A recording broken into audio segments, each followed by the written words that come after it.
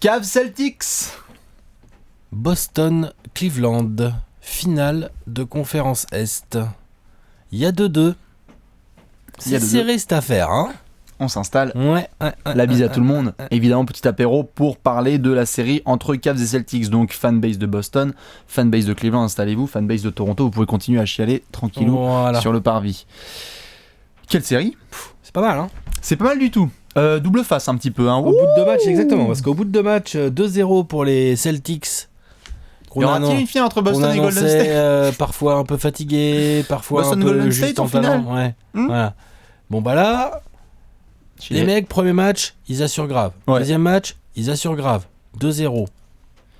T'es là, tu fais putain. Et bah putain, Boston, tout va bien, ok. Donc on s'est dit bon, on va attendre de voir ce que ça donne. Parce que quand LeBron rentre à la ZEM, LeBron à la maison, bim bim. Tu rentres à la casa, bon, tout va bien. LeBron et les autres, hein, on va en parler Oui, tout à fait. Parce qu'il a été bien accompagné par ses copains. Et donc aujourd'hui, on est à 2-2 et nous sommes à l'aube, à la veille d'un énorme Game 5 au TD Garden ce mercredi soir à 2h30 du matin. Match immanquable. Bah, immanquable, c'est un Game 5 à 2-2. Difficile de demander mieux. Alex, je demande les stats à peu près, rapidos, on en parlait de juste avant. À 2-2, un vainqueur de Game 5. 75-80% des vainqueurs de Game 5 à 2-2 passent le tour. Donc en gros, donc c'est quand même gagnez-le.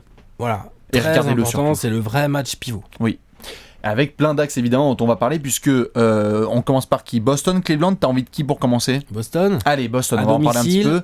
Tu rentres à domicile, réaction le TD attendue. va être en feu de ouf. TD, il attend ça depuis longtemps. Il attend surtout une équipe de basket qui se donne parce que sur les 2 déplacements dans l'Ohio, et bah putain, c'est pas les Celtics qu'on connaît.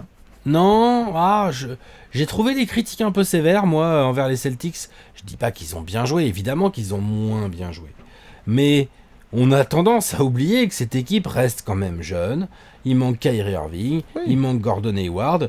Donc, bah, de temps en temps, quand il y a des petits grains de sable qui viennent un peu, enrayer le collectif, bon, bah, t'as pas les individualités qui viennent masquer. Bien sûr. Cleveland, eux, leur collectif, franchement, il est pas beau. Par contre, ils ont les LeBron James, tu vois. Donc, à un moment donné, tu disais, les coéquipiers, ils ont bien aidé. Ouais, ça va, ils ont fait le minimum syndical, les mecs. Hein, bien sûr, mais ils ont fait ce qu'il fallait. Ce qui n'était pas le cas sur les 2 premiers matchs. Et en fait, par rapport à Boston, puisque là, on en parlait, dans l'histoire de Boston, si je dis pas de bêtises, ils étaient à 37-0 quand il y a une série de 2-0. Ouais, bah là, c'est pas gagné, là. Donc attention, hein, parce que bon, évidemment, toutes les séries sont faites un petit peu pour être stoppées, mais Boston, si on doit parler de plusieurs axes, premièrement, le fait que déjà, défensivement, c'est vraiment 2 visages différents qui ont été montrés sur cette série. Hein. C'est vrai. C'est-à-dire qu'on a eu 2 premiers matchs vraiment tellement bien géré. Surtout le premier. Le premier, bon, il est incroyable parce qu'en même temps, les Cavs étaient un petit peu en mode, je sais pas quoi, ils étaient en mode gueule de bois, j'ai pas compris. Ils se sont fait prendre. Ils se sont fait taper. Ils se sont fait prendre à la gorge, ils se sont fait taper. Hein. Ils se sont fait taper bien comme il faut, mais donc Boston respecte bien son plan de jeu. On va faire chez LeBron qui faisait son pire match là depuis un an avec 15 points, je crois, et 7 balles perdues. Deuxième match. Tu as un LeBron game à 44 points ou 42 points, quelque chose comme ça. Mais tu gagnes quand même parce que fighting spirit, parce que bonne défense. Oui. Après le premier quart-temps qui était assez violent de la part de LeBron, et ben finalement Boston reprend le lead et remporte ce match. Par contre, une fois qu'on rentre dans la Cookie & Loans Arena, ça allait pas trop en défense. Non, ils ont pris cher en défense. Les premiers quart-temps sont tellement... À l'image du match de l'année dernière où ils en encaissent 111. 111, c'est un peu trop pour cette équipe de Boston. C'est too much. C'est un peu trop, elle n'a pas forcément les moyens offensifs d'aller chercher ce genre de scoring. Il faut absolument qu'ils arrivent à redurcir, à empêcher les Cavs d'aller trop au-delà des 100 points. C'est ça. D'aller à 102, 103 points. Clairement, tu peux te permettre de prendre un match à 40 points de LeBron, mais pas que les autres contribuent comme ils l'ont fait là. Il faut être plus costaud. C'est ça. Parce qu'on a vu des gars notamment, certes on en parlait en début de série, les shoots étaient quand même ouverts pour Cleveland. Ils les rentraient pas, là ils les ont rentrés à 3 points, c'est l'enthousiasme à domicile, t'es devant tes gars, donc ça rentre, etc. Mais tu peux pas te permettre d'avoir par exemple un Tristan Thompson, plus un George Hill, plus un Kyle Korver, genre clairement, je dirais pas au-delà, mais clairement à leur niveau quoi. Il faut que, si Kevin Love par exemple a fait un mauvais Game 4, il faut que d'autres joueurs aussi soient bien contenus. Oui. Le problème c'est que là t'as non seulement LeBron, mais Tristan, mais Kyle Korver, etc. Donc ça a fait chier. Et sur le match 3, adresse à 3 points exceptionnelle des Cavs, je crois qu'ils sont à 17 sur 34 à 3 points. Plus de 3 points. Plus de 3 points. Et donc du coup tu peux pas te permettre ça. Il faut choisir un petit peu un modèle. Essayer peut-être de contenir plus les lieutenants. Qu'est-ce que tu ferais si t'étais Boston en approchant ce Game 5 ? Idéalement, il faudrait essayer que LeBron n'en foute pas 40 à chaque fois déjà pour commencer. Mais tu peux parce que t'as la semi-recette pour avoir gagné un match déjà comme ça. c'est risqué. Parce que dès que c'est LeBron risqué, c'est est en feu comme ça, est en fou 40, t'es à la merci du moindre Kyle Korver qui rentre ses tirs, en gros. En gros, hein. J'exagère un peu, mais je veux dire par là, ça se facilite tellement le travail de tout le monde. Oui. Si tu arrives à contenir un minima LeBron, à le faire un peu rater, à l'obliger à défendre aussi, sur les 2 matchs à la Quicken Loans Arena... Ah oui. LeBron, il défend, il a un doigt dans le nez, un doigt dans le short. Il a bien défendu sur le Game 3. Non mais ça va. Il a bien défendu sur le Game 3, mais sur le Game 4... Je dis pas qu'il défend pas bien, je dis qu'il a pas grand chose à faire. Il a pas tant de taf que ça à faire en défense. C'est donné plus qu'il ne l'avait donné depuis 2 semaines, clairement, en défense. Donc faut pas oublier ça. Les Celtics doivent un peu plus... Même s'ils n'ont pas forcément les joueurs pour, ils doivent essayer d'obliger LeBron à se bouger le cul en défense. On a vu avec Jaylen Brown notamment, et Jason Tatum qui l'ont taffé. Ou un peu de Marcus Morris, pourquoi pas. Qui l'ont taffé un petit peu, tout à fait, il faut. Allons-y.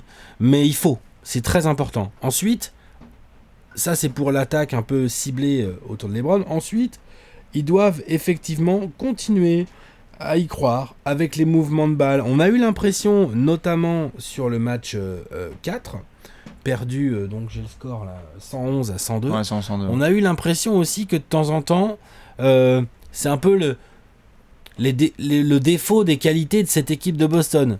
Tu sais pas qui doit prendre le lead en attaque. Et ça, tu peux pas. Chaude, hein. Malheureusement, on peut pas vraiment leur reprocher. Je répète, ils n'ont pas Kyrie Irving. Les mecs sont en mode démerde, donc forcément. Ils auraient Kyrie Irving, il y aurait pas il y aura pas de discussion. Hein. Bon bah c'est chaud. Bon bah Kyrie, on va lui faire des écrans, puis il va nous faire du jeu. Bien sûr. Là, ils n'ont pas ça. Scary Terry, il est cool. Bledsoe connaît pas son nom, mais en attendant, les Cavs, ils le connaissent. Il peut pas faire des miracles. Tu vois, pas à chaque fois en tout cas. C'est pas Milwaukee tous les jours. Donc ça, de retour dans leur salle, ils vont devoir assumer. Est-ce que ce serait pas Boston ? Est-ce que Boston n'a pas un peu la pression pour la première fois ? Ah bah là c'est Boston. Pour la première fois, ça va. Oh, tu vois, ils sont en finale de conf et tout. On les attendait pas là. Hein, bah, disons qu'il y avait les Cavs ont la pression également. Oui, hein, mais il y avait pression quand même sur le Game 7 contre Milwaukee parce que t'avais pas envie non plus de te faire taper. Bon, c'était une petite pression, mais là clairement, il est clair que le momentum a bien bougé et que maintenant il est du côté de Cleveland. En fait, c'est surtout que quand tu regardes un petit peu Boston, ce qui s'est passé, tu mentionnais là bien le fait que Jaylen Brown notamment l'a dit lui-même. Il y a eu plein de déclarations. Il y a eu Terry Rozier qui disait qu'on s'est fait botter le cul, c'était bien, bon ok parfait, etc. Pour le mental. On a vu Marcus Morris qui dit qu'il avait fait un job de merde sur LeBron. Derrière il y a 40 points de LeBron, mais donc c'est comme ça. Jaylen Brown qui l'avait pas assez agressé et là qu'il agresse. En fait, j'ai l'impression qu'ils ont joué un petit peu comme des enfants à Cleveland et que là il faut à nouveau être agressif. Ça essaye. On voit bien, Brad Stevens essaye de s'adapter et tout, sauf qu'à un moment donné, les solutions ne sont pas non plus extensibles à l'infini. Non, c'est sûr. En face, les Cavs, c'est pas très bien coaché. C'est très irrégulier au niveau de l'effort et au niveau de l'effort, au niveau de la qualité offensive, défensive. Tu sais pas quelle équipe se ramène chaque soir. Le supporting cast de LeBron, c'est vraiment très irrégulier. Mais évidemment, ils sont arc-boutés autour d'un joueur qui est pas décidé à perdre. Le mec, l'autre, il choisit. Il va se ramener au TD Garden. Tu crois qu'il va choisir le match là ? Il y a moyen que LeBron soit violent. Mais en fait, il y a juste pour terminer juste sur l'axe Boston, il y avait juste une stat, notamment pour ceux qui l'ont vu un petit peu. Il y a eu 6 matchs, je crois, de playoff sur lesquels Boston maintient une équipe en dessous de 100 points. Ils sont à 5 victoires. Ah mais c'est en 6 matchs. C'est sûr, dès que Boston respecte son principe défensif, donc il faut que tu sois dans un range où t'en prends maximum 102, 103. Au Game 5, là, Boston, donc dans leur TD Garden, tu peux en prendre ça doit sentir la sueur là-dedans. Ah non, ça doit être irrespirable. Bien sûr. Ça doit être les 3 premières possessions, doit pas y avoir panier limite. Tu vois ce que je veux dire ? Exactement. Genre, ça doit gueuler. Il y avoir des fautes et tout, des lancers peut-être éventuellement, mais c'est tout. Je crois pas qu'il y aura de changement de 5. Ça a été mentionné, mais je crois qu'il va garder les mêmes joueurs dans le 5 majeur. Il y avait des histoires par rapport à Baines, mais normalement ça devrait garder. Non, je pense qu'il va garder. Par contre, en effet, tu venais de le mentionner. Là, on va s'axer sur Cleveland. LeBron qui a bien choisi là, notamment ses matchs pour être à la fois défensivement et dans la distribution sur le Game 3 et au scoring sur le Game 4. On va voir lequel mercredi soir. Un peu de tout. Un peu de tout. Un peu de tout. LeBron, je pense. Genre 50-10-10. Franchement, il va forcément être déjà très déterminé.